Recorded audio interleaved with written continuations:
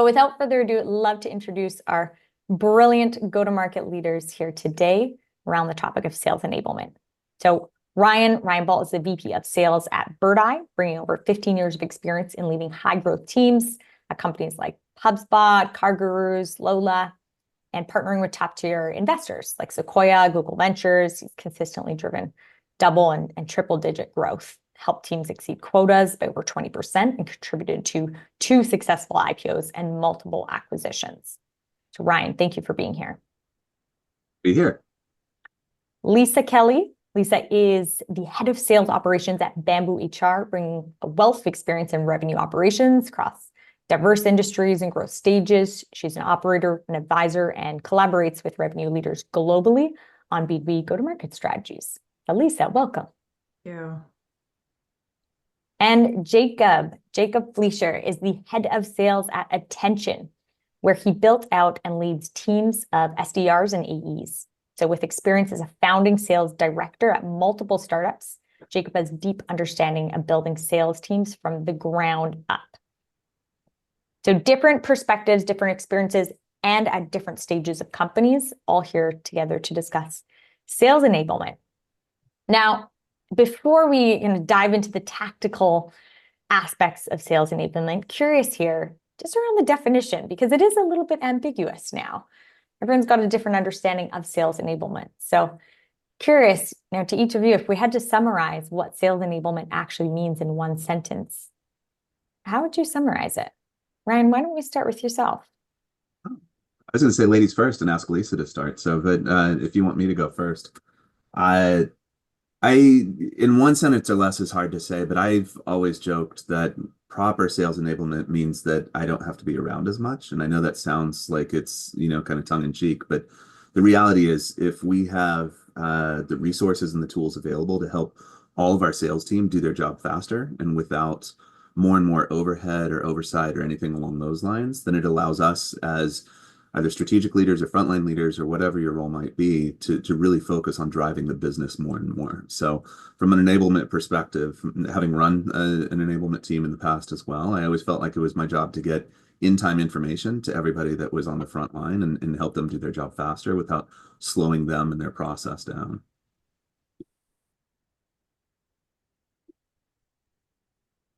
Makes sense. Makes sense. I can jump in next, and to keep it to one sentence, I think it's giving your reps the best chance to win to scale, right? When I think about enablement is reps have a lot of at-bats, right? Over the course of a quarter, a year. So how do you put them in a position to always have the best chance to win? I think from my perspective, sales enablement, summarizing it in one sentence is a big ask, right? It's a huge job. I think if I had to summarize it, I would say it's a holistic ownership of the knowledge, skills, and abilities that it takes for a seller to be successful in their role. Those are fantastic definitions. I love it. And what about the landscape itself? How would you say the landscape has really shifted? If we think about, there's the definition and now taking a step back, what are the primary shifts that you've seen been? I'll start with that one. I think when we look at just some of the macroeconomics, I think the world has changed. People are coming to sales organizations and to companies later in the buying process. I think that's a statement of there's more information available to people that they can self-serve.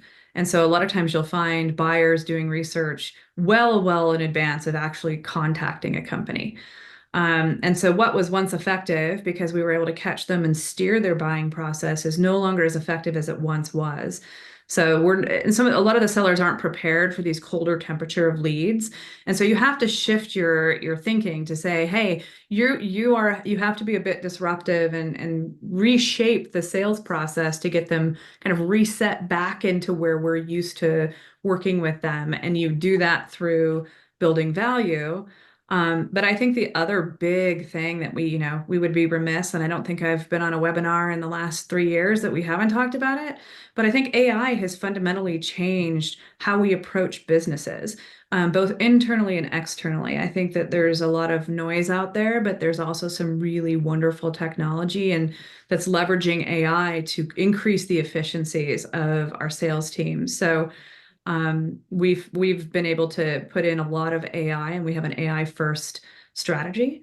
And we've put in tools, just to give a quick nod on to attention. We put in attention where they actually get coaching. Like at the end of every call, they don't have to wait for their manager to listen to the call, provide feedback. It'll actually come right at them and say, hey, you could have done a better job of setting the stage, digging deeper into pain points, and we can actually guide that conversation easier. So the landscape has changed, both our macroeconomic world around us, but then also how we have to behave to stay ahead internal to our organizations. Yeah, and to piggyback off of Lisa, I think sales enablement has hit probably its most important period right now. I think sellers got really used to into like the 2020s of being able to just like have free budget to sell into. And a lot of people learned Medic more as like a qualification methodology to like let sales leaders know what's likely to close, not put their buyers through this like very buyer centric process that actually helps them understand the value of like, why does it make sense now for you to explore something like this? So I think sellers were almost conditioned to learn to sell one way, and you have to teach a brand new behavior right now because the way to get deals closed today is way different than it was 1, 2, 3 years ago. So I think enablement has a really tough job today because you really have to almost like unbundle everything that reps were taught past few years that worked that no longer work today because, like Lisa said, the macroeconomics are just completely different.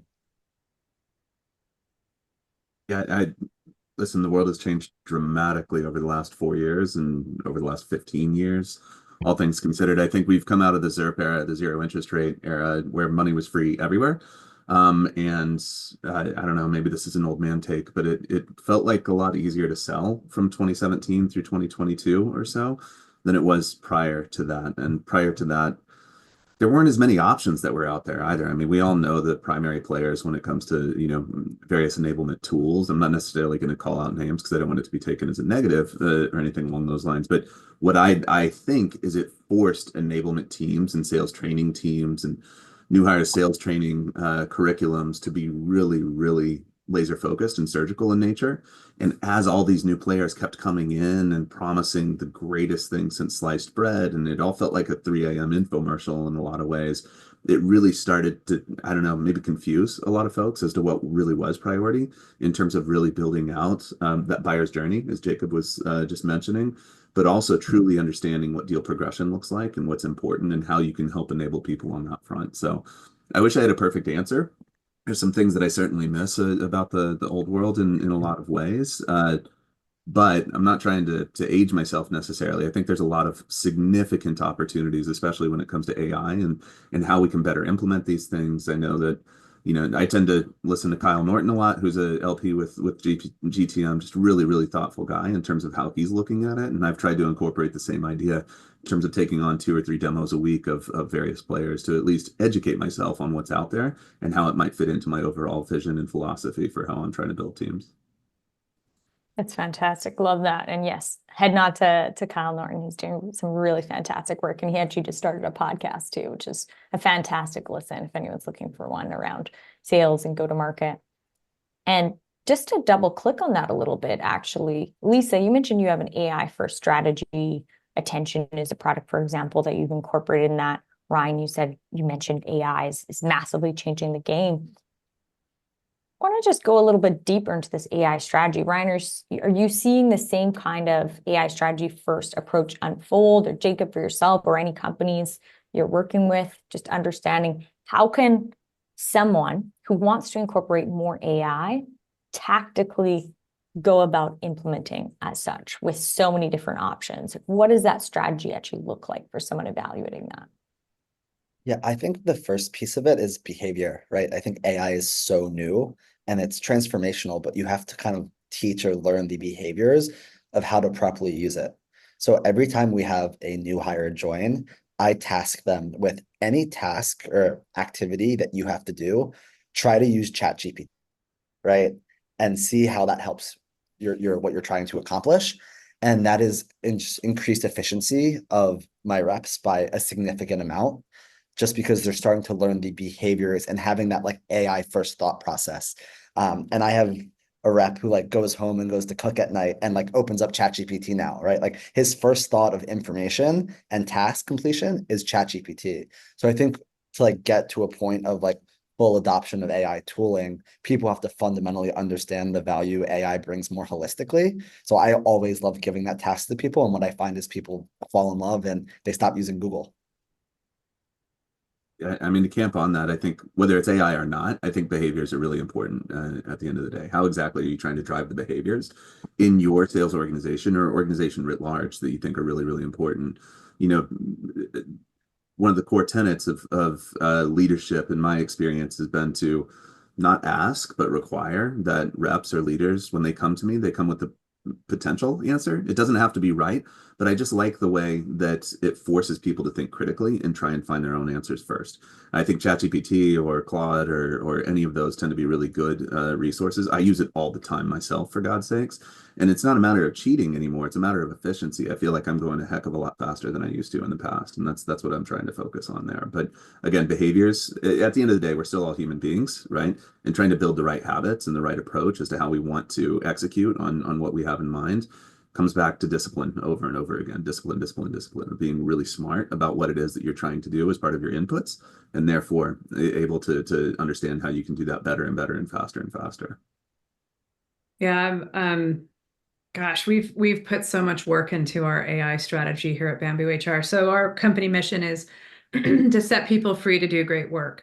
And that applies to the people that are users of our software. And one of those things that we had a major product innovation was utilizing AI to be able to help our users, meaning, heads of HR, from having to answer those really tactical questions like, what is our PTO policy? And so we have a great AI team on the product side, and we've said, hey, come over here. Come over here and help us on the go-to-market side. And so we really focused hard on building a strategy that would help set our sellers free to do great work, right? And so we focused around efficiency. So we actually have an internal AI sandbox that we use that is Bamboo HR. It just lives within our walls, and we use it a ton. Like I use it for so many things. But what I will say is that we not only we issued an AI playbook for our sellers to understand how and when and how to get good at writing prompts, because I think to Jacob's point, like it's not a natural thing where you're like talking to your friend like, hey, can I ask you a question? You have to actually understand the detail and the information you have to feed in to get a good output. So we put in an AI playbook, as well as really making sure that we have some governance. I mean, I think every technology and our tech stack is like, hey, we have AI now. And some of them are good at it and some of them are not good at it. And I think that's where we had to really take a step back and say, we're going to create a governance committee of smart folks that are very deeply ingrained in AI. They understand the use cases so that they can say, when you're doing X, use this AI tool. Because we know we have AI within our LMS on the enablement side, so people can go in there and ask questions.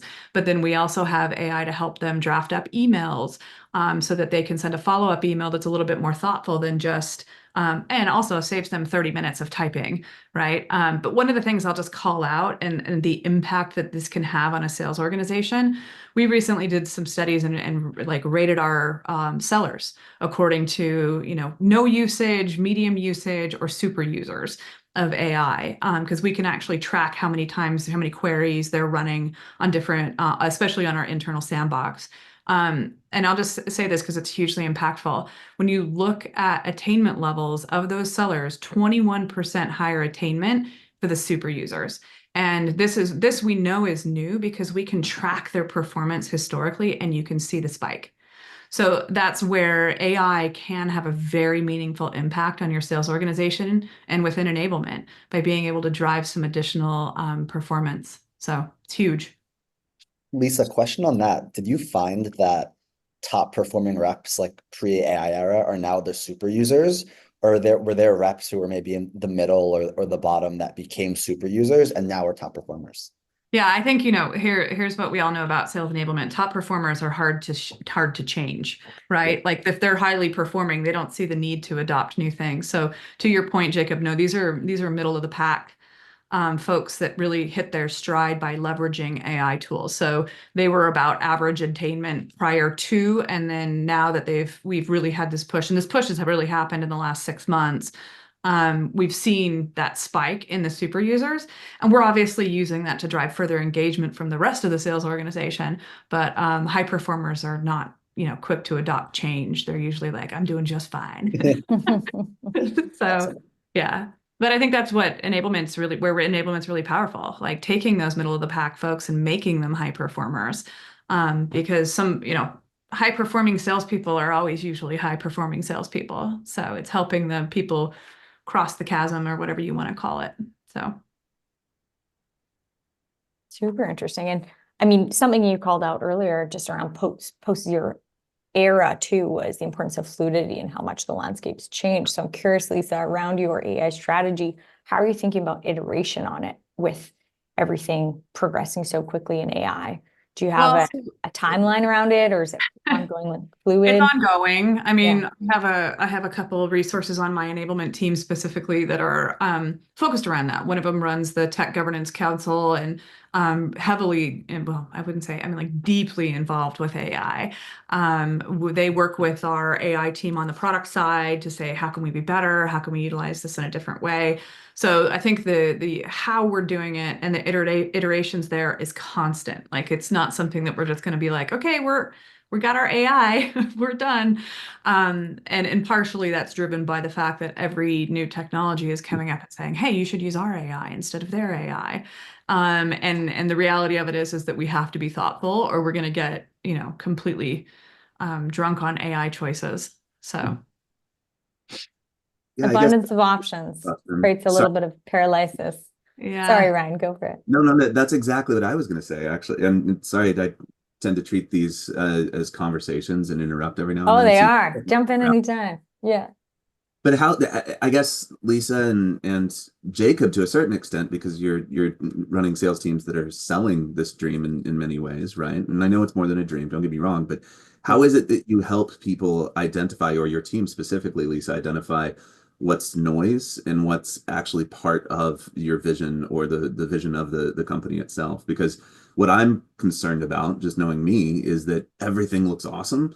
And I'm worried that there's going to be paralysis by analysis. And before you know it, we have 17 different strategies as opposed to the one strategy with a lot of inputs to said strategy, if you will. So. Yeah. For us, it's clear ownership, right? We go to our sales team and we make recommendations. Can I keep them from using other AI sources? No, I don't have we have too many sellers for me to be babysitting. But the reality of it is that we have a stance on what is the best tool for this particular use case or part of the sales process.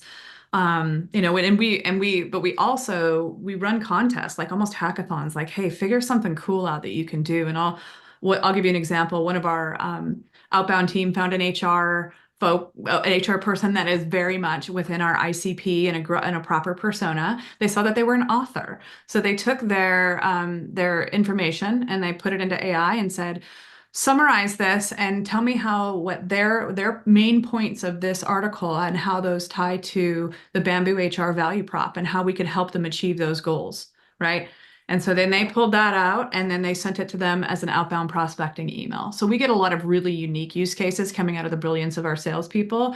And so we have those flowing into one centralized place to be able to capture them and using them as a resource so that we can incorporate that into our future enablement plans. Yeah. That's awesome. Sorry, Jacob, real quick. Go for it. What's cool about that, though, Lisa, is that it helps in many ways answer the fact that AI isn't necessarily the answer, but finding the right people and talents and the certain attributes that make them successful each and every day as well, right? This idea of creativity, intellectual curiosity, it's what I'm trying to teach my daughters, for God's sakes. I think there's some fear around AI and what it means to the future of our world and all of that kind of stuff. But at the end of the day, if you're creative and understand the prompts to use and how to think through those different aspects or approaches, then it can be a lot more powerful. It just becomes rocket fuel more than anything. So Go ahead, Jacob. I'm sorry. I keep interrupting you. You're No, gonna text I me later, love it. man. So I love it. No, I was gonna say for us, right? We are selling it, and it's a big education curve, and it relies on us to really get people to think through first principles, right? Because I think a lot of people see AI, they see the noise, and they're like, "Oh, this looks amazing. Give it to me." And that's where first principle thinkings have to be crucial. Because if you think of how large language models work, for like consumer basis, right, which is using prompts, right? Like that's how they should be used on the enterprise level, right? You should be able to have the customization or the ability to prompt these large language models to get the outputs that you want, right? So I think a lot of these AI tools promise the dream, but they don't even have the functionality of like calling a large language model like you can with ChatGPT. So you lose this ability of customization. So for us, it's this like big educational piece of like how do you sell against someone who's promising the dream and showing all of these things when in reality they don't even use large language models like they're supposed to be used. You're kind of removing the ability to prompt. They still use like legacy approaches like keywords, right? Which aren't how you use these models. So for us, it's really kind of taking a step back and getting people to really at face value understand where we're at today. How do these models work? How do you get the most out of them? And I think that's a challenge, right? Because to be honest, like no one really knows. We're still so early.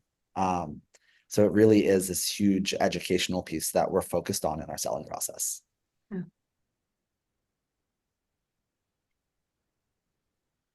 And this is a question from the DM chat, is where should enablement live? Which I know is probably a loaded question, but curious everyone's take. I mean, live everywhere. so Are you asking about reporting? Feel like where should it report through, or where should it live? Because enablement needs to be everywhere all the time. Then let's go Yeah. reporting. So I Okay. think that's a fantastic answer. Everywhere, all the time. I will say that my opinion is that, and everyone hates this answer, it depends. It depends on the leaders. I think it depends on where the line between performance management is between sales leaders and enablement, because sometimes sales enablement really asks to lean in. I've seen teams exist where their entire job is call coaching, and the managers aren't expected to do that as part of their job. And then I've seen organizations where that's very different. So I think it matters how you're leveraging enablement within your organization.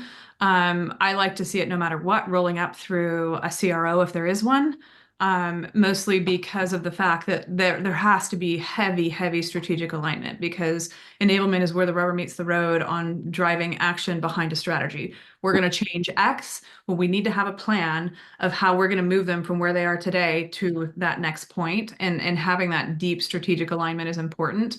I've been running operations for many years, and I am very passionate about the fact that there needs to be an operational connection between enablement, and it doesn't necessarily have to be a reporting structure, because again, that depends on the leader that can make sure those things happen, but there has to be a connection there. There has to be a tight connection, because operations changes processes and systems, and if they just change those systems and processes without an enablement portion of it, then they're just screaming into the void, right? No one actually makes the changes or changes the strategy behind it. So yeah, there's my long-winded opinion.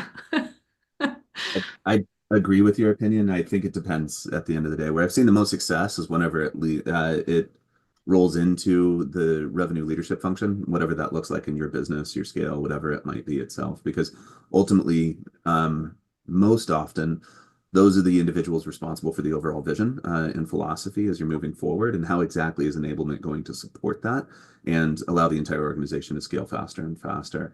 The only thing that I would say is that like if you say that has to roll up through sales ops or rev ops or whatever it might be, I've seen that go. That's where I've seen it most successful. Just for the record, like that's where I've seen the most success is rolling into a rev ops function.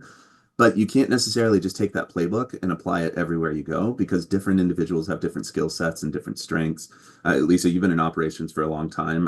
I'm sure you would consider yourself probably a T-shaped operator at the end of the day, where you're really good across a number of different elements, but there's probably one or two things where you can go really, really deep and have a level of expertise that you feel really confident in.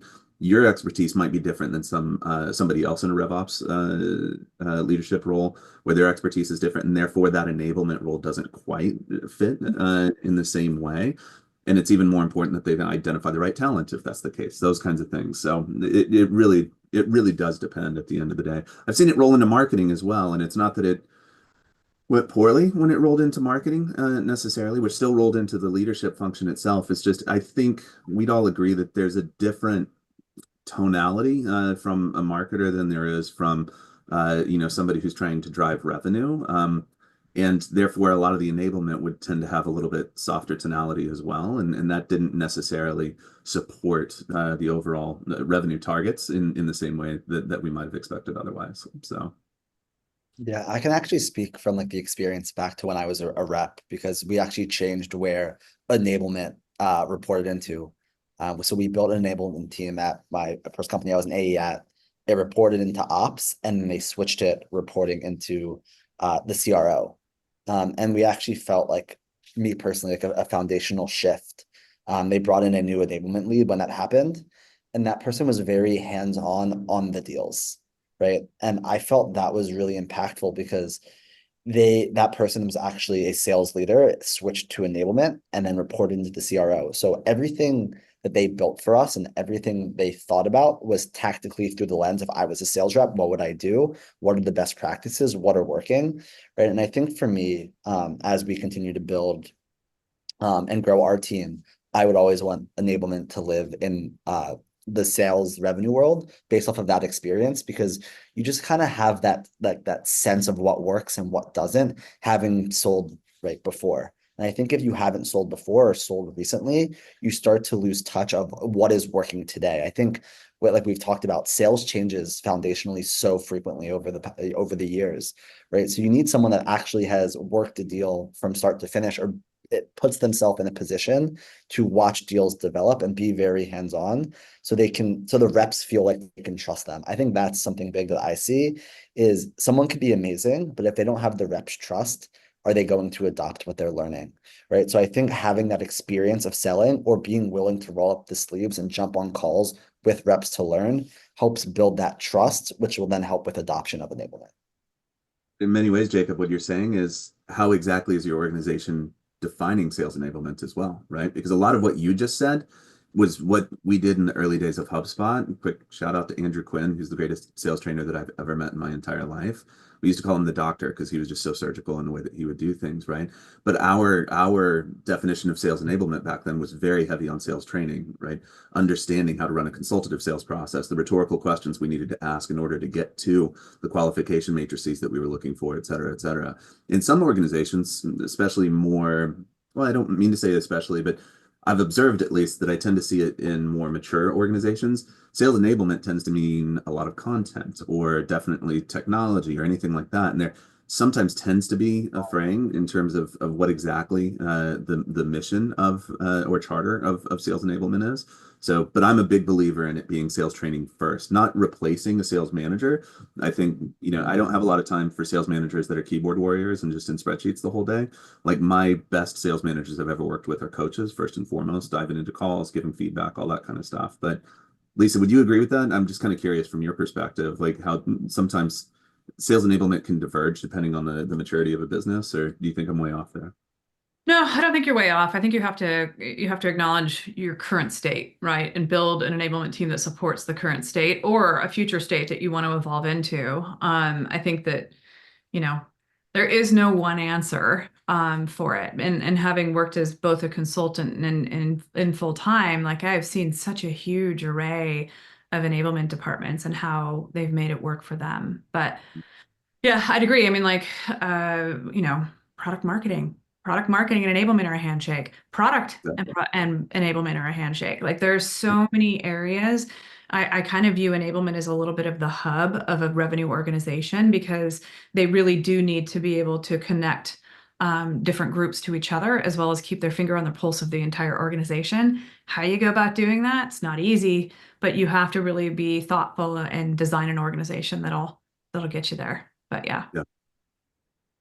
And related to your point around training, Ryan, question in the chat from John. What are your thoughts on using automation or AI to make training and role plays and objection handling more effective and efficient?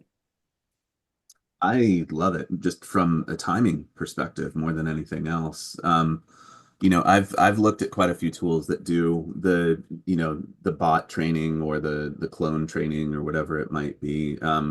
And I saw we didn't do a great job of measuring it, unfortunately. And I think that, measurement is key. I kind of come from a world in God we trust, but all others got to bring data at the end of the day, right? So that lack of measurement is the only thing that kind of left me wanting, if you will. But if you can find, and there's a lot of really, really valuable tools out there and more popping up each and every day that can, I don't know, if I have a new rep and I tell them to go and run 4 role plays first thing in the morning with their bot to at least kind of get their juices flowing and warmed up in the same way that you got to stretch before you go to the gym. I think they're awesome. Now building it into your overall curriculum is really important. Making sure the bots are set up in the appropriate way, speaking from a persona basis, understanding what the common objections are, understanding what the landscape looks like in their industry. All of that stuff is really important. So it's not one of those things where you just flip a switch and say, hey, I bought AI and it's working. It's like there's got to be real investment there as well and making sure that it's set up the right way. Because if you don't do it right, you can actually set your team off course, and the course correction of that is a heck of a lot harder than it would be otherwise. By the way, I'm so proud that I'm not cursing. I curse all the time, and I'm really watching the language. Like I drop, Hey, you can curse here. Can't even I go. feel pretty good today. So, And I think piggybacking off of that, because what Ryan makes a really good point that you are if the AI training is taking you down the wrong path, the course correction is really hard. So I think the first tip of using AI is using it to identify what specifically you need training on, right? We've hit a point where AI can analyze your sales calls. It can help you create individual coaching plans, right? So I think the first piece of it is like, let's identify where specifically me, Jacob, needs to get better, or where us as an entire team needs to get better. And then you can use the role playing to get narrow in terms of, hey, Jacob specifically struggles at booking next steps or at quantifying pain points. Let's use AI to create a simulation for that specifically, right? I think if you're just doing more like broad-based simulation, it's not going to be as effective. So I think the first part of using AI is helping you get very prescriptive on where an individual or a team needs to get better, and then creating multiple at-bats using simulations to get repetitions under those 1 or 2 behaviors that you really want to focus on. yeah, just to camp on that a little bit, like I also think that comes back to, I don't know. I think this is aligned with what you're saying, but you guys can laugh at me later. But anytime I'm trying to hire talent, it's dependent upon a very specific skill set based on the role, based on what I'm trying to sell, et cetera, et cetera. So if you can identify that skill set, time management, persuasive, in contextual storytelling, use of rhetorical questioning, right, business acumen, those different things that you can kind of really dig into during an interview process, and then align that against the bot that you're setting up, they can really start to lean into those things even more, right? Like, oh, there was an opportunity for contextual storytelling here. Do keep in mind the overall story arc whenever you're reaching or you forgot to utilize a case study at this point that was in line with such and such. Like, some of this is a little bit dreamy in nature because I haven't seen it done absolutely perfectly at a lot of places. But those were some of the promises of traditional call recording technology. By traditional, I mean what they're all less than 10 years old, which I think is hilarious. But like, and it was just so hard to get it set up, right? So the easier that you can try and get that set up against what is it you're selling, who is it that you plan on selling to who is going to be doing the selling, et cetera. I don't know. I think there's an opportunity there for sure. Super interesting. And Lisa, you probably have some interesting perspective also, having called out attention earlier, and how, I believe, correct me if I'm wrong, you're actually using and leveraging it for sales training and that process itself too. Yeah, I mean, we're Jacob, using you it. can obviously chime in too, but curious. Yeah, we're using it side. for call recording and guided coaching, right? So scorecards on calls. How did you do on a discovery call? What are the components that need to be associated with that? And we are going to have to consistently refine this because we are learning as we start to interact more with it. So but yeah, I think as in looking forward, we want to evolve our sales process to the same reasons that we started off on our first question. Some of the macroeconomic changes in the world require a shift in our sales focus, and we can leverage tools like attention to be able to say, are they adopting this change, right? And who is and who isn't adopting this change. When we have special initiatives, we actually are able to tag them and query them individually. So we can have a cohort of, like, let's say we ran a special initiative for a strategic partner.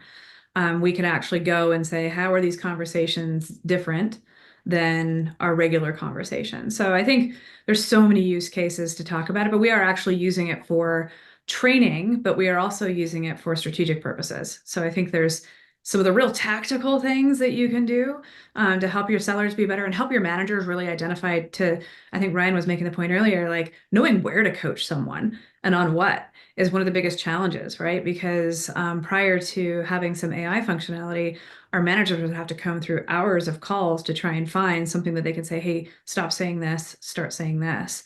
And now I can point out and say, hey, this person's not doing so great at talking about pain points. And they can point to the actual calls and say, listen to this part of the call. So, which is pretty cool. So, yeah. And Yeah. I would add, you just made me think of something there, Lisa. The reality is we're talking about sales reps and the frontline ICs a lot.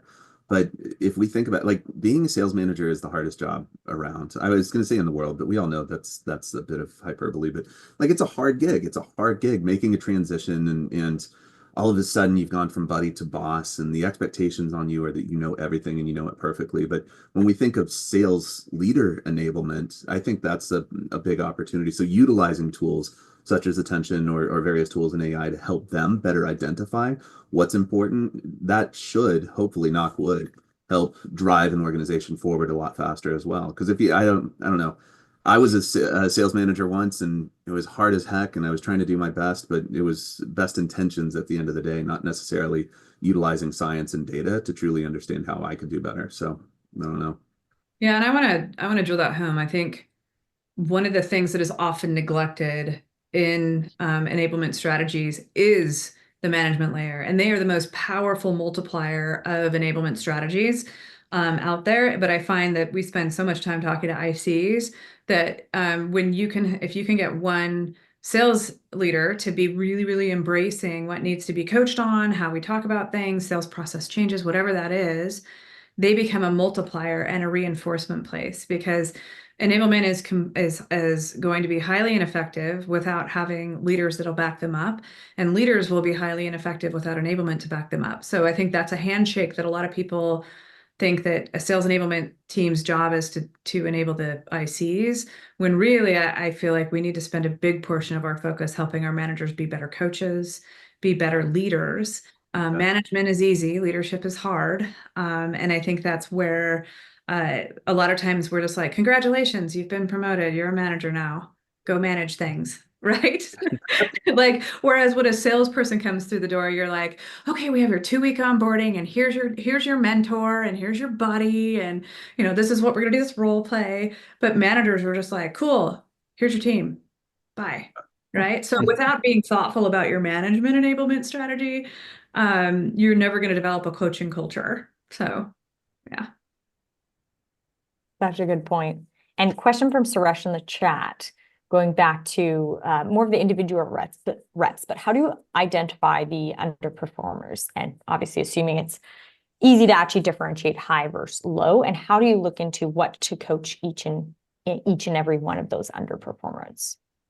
Yeah, so not to plug attention too much, but I think this is like a massive problem we've seen in the market, and just like it's really, really hard to identify low performers with using leading indicators, right? I think most of the metrics people are looking at are more lagging indicators, right? Velocity, conversion rates. And it can almost, like, there's enterprise deals that can take a year to close, right? So how do you get ahead of understanding someone's a low performer in 2 months, in 4 months, without having to see an entire sales cycle, right? And I think using AI, it puts you in a position to start to understand more of the leading indicators, right? You can use scoring mechanisms based off of your custom sales methodologies.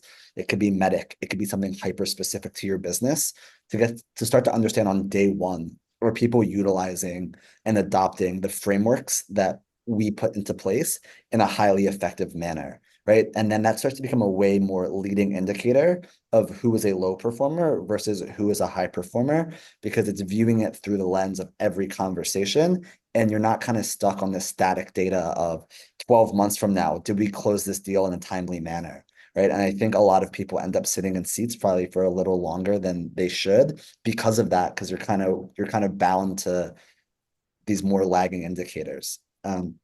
So it's really, really hard to identify, because as a sales leader, if you manage 10 reps, to actually listen to enough calls to understand like statistically significant data around like, where is Jacob weak? Like, where specifically is he weak? How can I help him?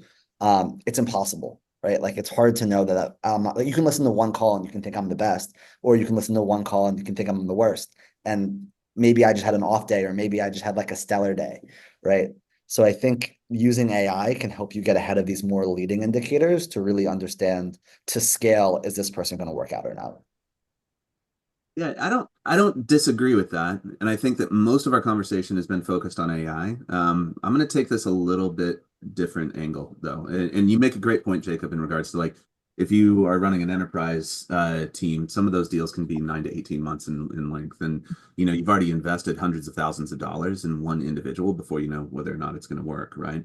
So I actually think this is again an idealistic statement, but you try and identify, lagging performers during the interview process and really making sure that you're bringing on the right talent. And if, you use a Google sheet in which you have a set criteria of skills and attributes that they need to score high against from a weighted perspective, that's great. I mean, that's the old Robert's kind of approach whenever he was scaling HubSpot back in the day. But like really identifying, okay, who are our top performers, or our idea of what top performers look like? What are the various skills and attributes that they have in spades?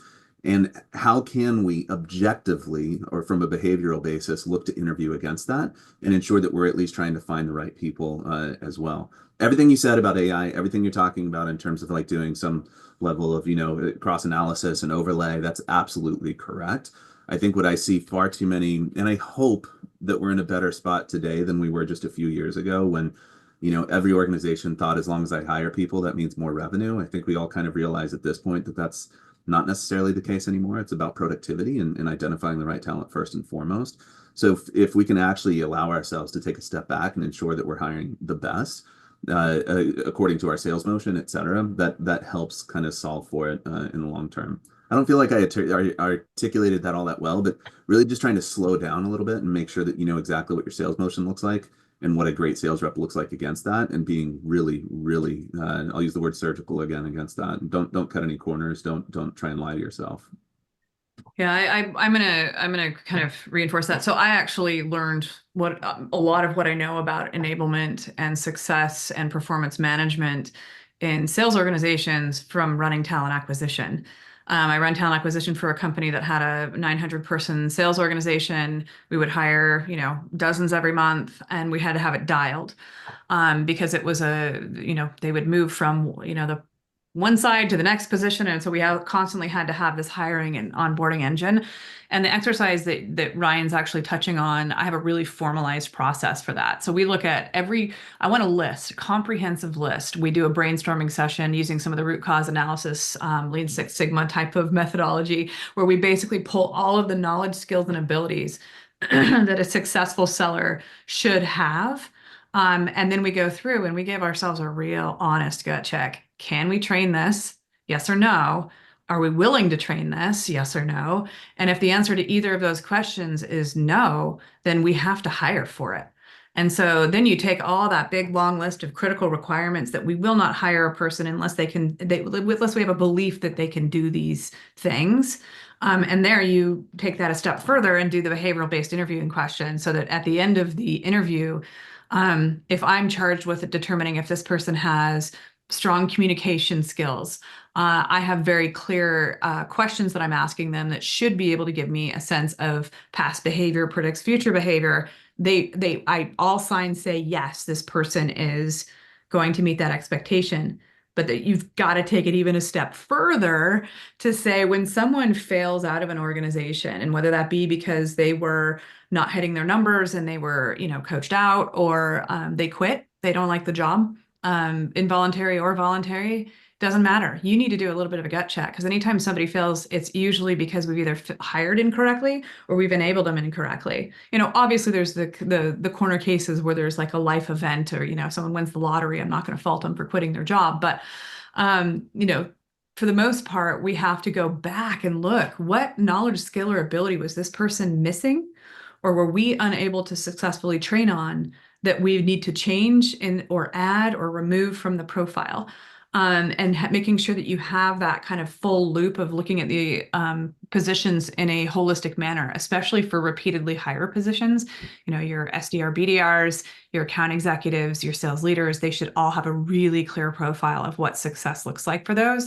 And then it also helps you build succession plans, right? So what's the difference between a junior AE and a senior AE, and then a, executive versus SMB? And like, what is the delta between those two that you have to bridge from enablement to get them to that next step? So I actually use a really formal process with like templates in the whole system. And I found it to work very, very well for repeatable and constantly getting better at hiring and onboarding. So Yeah. I love that, Lisa. And I mean, I've always used like templates as well. I'm still like cheating and grabbing stuff from 10 years ago at this point, but it tends to work at the end of the day. And I think objective is the key word for me, like an objective view, a very honest view without any level of emotion or anything along those lines. And how do you get to that? And like for me, one of the most, influential books that I've read is Blink by Malcolm Gladwell. And he's talking about the blind test and all that kind of stuff whenever they were looking at first chairs in the New York Philharmonic or orchestra, whatever it was. And that's kind of the way that I think we have to look at it when we're hiring talent, regardless of where you're hiring talent. Like if you put them behind a screen and then just looked at everything objectively in terms of what they offer, are we actually being influenced by their charisma and whether or not we like them and want to grab a beer with them? Or are we actually being influenced by the fact that they're going to be an A player for us and able to execute as needed? Yeah, that objectiveness, I mean, just to call it out, we all have bias, and Yep. it removes some of the bias from the system. So the more we can do as a leadership team to remove bias from the system, the better, for multiple reasons, not the least of which is, hey, I really like people that wear glasses, and this person wears glasses, so I'm going to hire him because, like we have those like weird things in our head that it's like, I have glasses. Yeah, but I think we have those weird things in our head that like, I need someone to, don't hire this person because you like them, hire them because you believe they will be successful. And then let's put them through our very carefully curated enablement onboarding. And then there's the everboarding that needs to be part of that as well. So I'm glad you tied it back. I was going to tie it back to the onboarding as well. It's like in the enablement, because at the end of the day, your enablement's going to be worthless if you have a scattershot of different profiles, because like, what is the actual strategy? What's the through line in terms of what you're trying to execute against? So Jacob, were you going to say something? We keep like talking and talking. I think hiring can be like really hard, right? I think as a startup, while we're trying to scale, like if we miss on one sales hire, that can really, really set us back. So we like following what you both said, we've created some scoring mechanisms. But for me, very unconventionally, I ask like very weird questions in my interview to try and catch people off guard. I actually was asking BDRs 7 cubed, right? Like something they totally didn't expect. And I don't want them to get it right. I mean, if they do, that's awesome. But it's like, how do you tackle the problem? Like, do you get nervous? Like I've had people literally just like freeze up, and I've had people just like try their best. Right. So I think these like unconventional questions that no one would ever expect in the interview they're stepping into tells a lot about their character and how they think about problem solving. And I found a lot of success with those types of questions because it lets you really see how someone handles pressure, right? They've prepared, they got ready, they're locked in for this interview, and they got asked a question out of left field.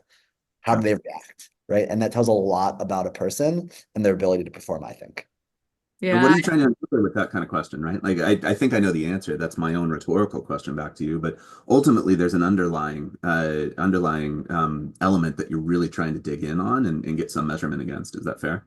Yeah, 100%. I think there's a few things I'm looking for, right? Like first is confidence, right? Like, I had someone literally like freeze and panic. I'm like, wait, no, that's not fair. This is a sales interview. And I'm like, well, yeah, And you failed. you failed, right? So like confidence and also just like determination. Like, are you willing to try? Like we want people as a startup, you have to be willing to try new things, right? So are you willing to just like give it your best shot, right? And or can you do it, yeah, in a confident manner? Also Yeah, and creativity, critical thinking, etc. Yeah. yeah, I want to just kind of say that, 'cause, Jacob, the first thing that came to mind is you're in a startup environment. You need that agility and that confidence and like that ability to work and think independently.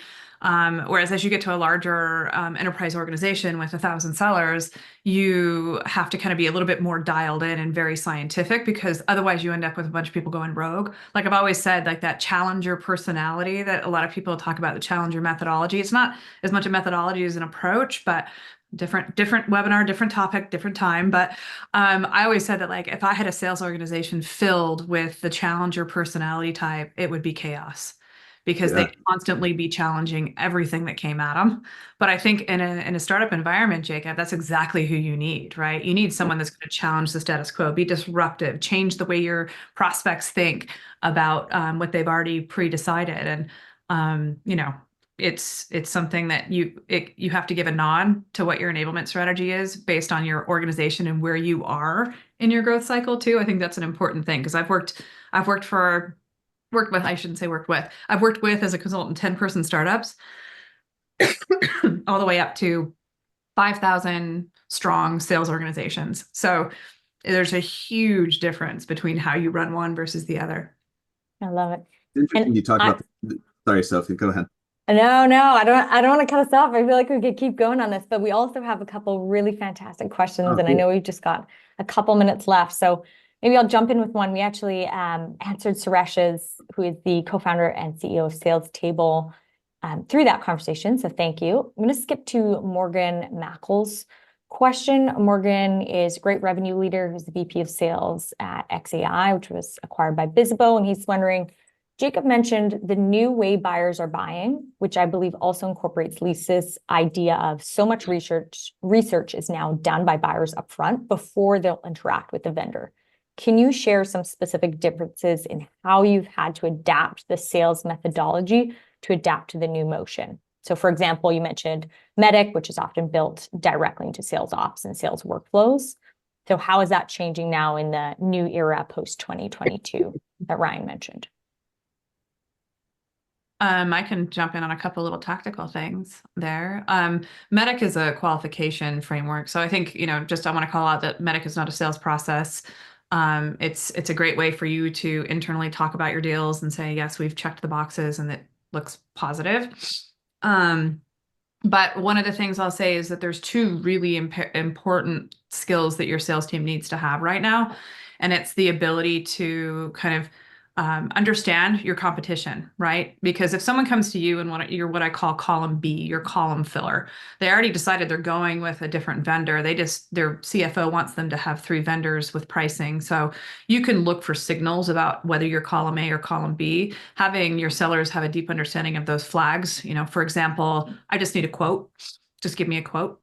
And leveraging a quid pro quo. Okay, I'm happy to get you a quote, but before I give you a quote, let me just dive into a little bit of why you're looking for a tool like we sell, and kind of disrupting them and not just complying, right? Like getting something in return for that. So I think that's an area where we have to be pretty thoughtful. And then also on the other side of that, it's a lot more difficult to do outbound prospecting these days because of the fact that people, there isn't money lying around, right? You have to make a real strong case to be able to get that. So the ability to have your sellers move things from latent to active need is really, really crucial. And that requires that ability to talk about what their goals are as an organization and be real honest on whether you can actually help them with that or not. Don't waste their time if you can't help them with their big goals.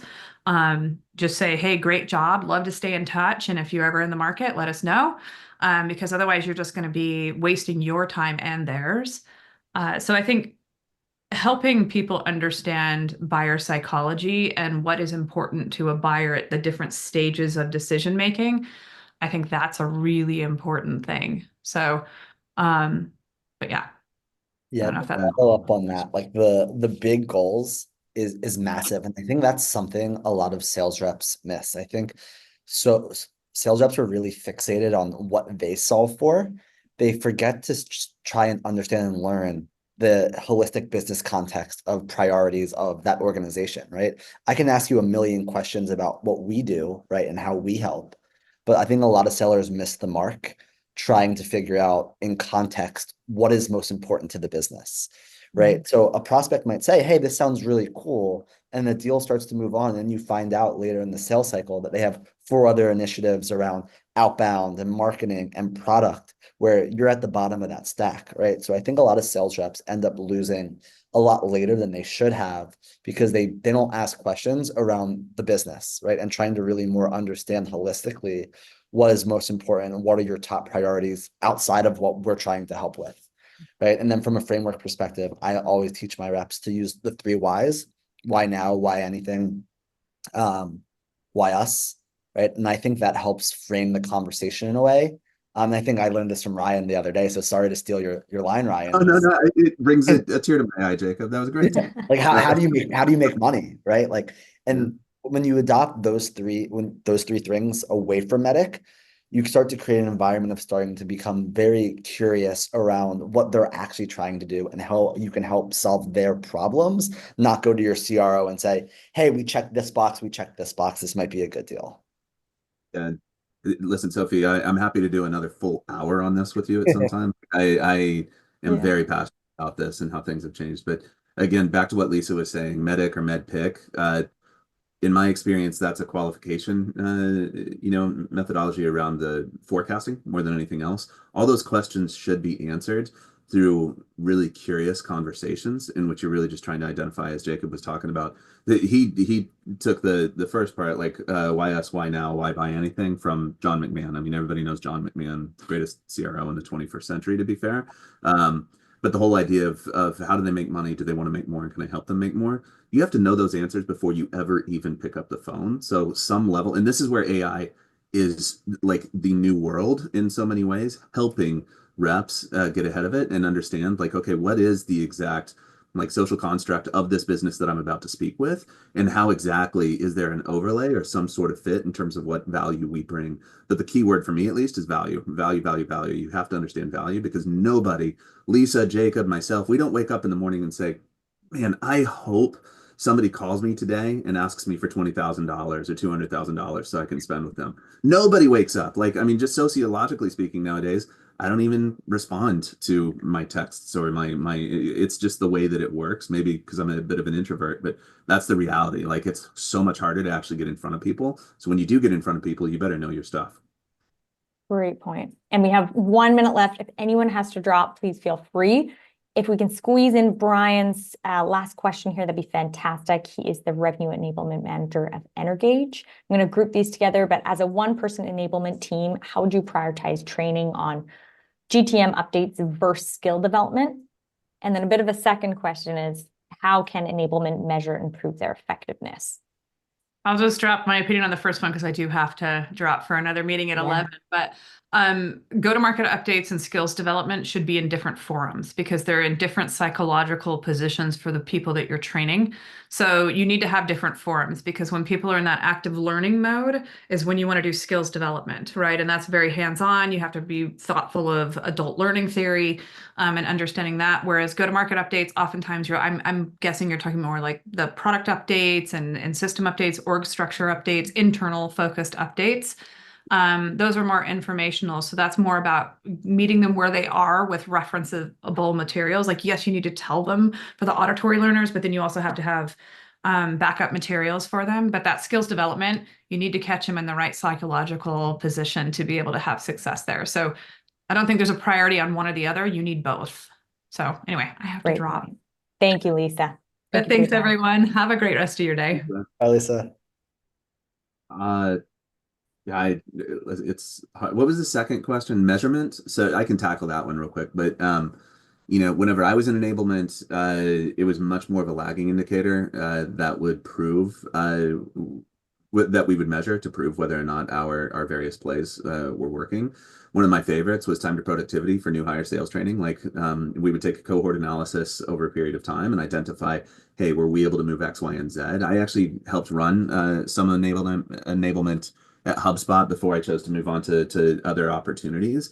And what we saw is that there was a 30% time faster 30% faster time to productivity based on incorporating some of the new hire sales training that we had done overseas. I was fortunate enough to build some teams overseas, and then we started incorporating that into the rest of the organization as well. So, but there's it's similar to what Lisa was saying.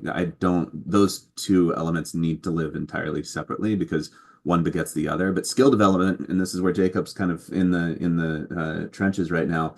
In my experience, skill development starts with the frontline manager first and foremost, and identification as to what the needed skills are in order to find success as a productive IC in the business itself. So, yeah, and I can give you a good metric that we look at is dollars per day spent selling, right? So we take the amount of days the opportunity is open and the ACV on the contract, right? And we try to understand how are reps spending their time and how are they prioritizing deals. And what you'll find is the best reps are their dollars per day are a lot higher, right? They're closing deals a lot faster. It's a velocity metric, right? Than the bottom performers. So I think when you're evaluating new reps, time to first dollar and time spent working deals is a really, really good indicator of future performance.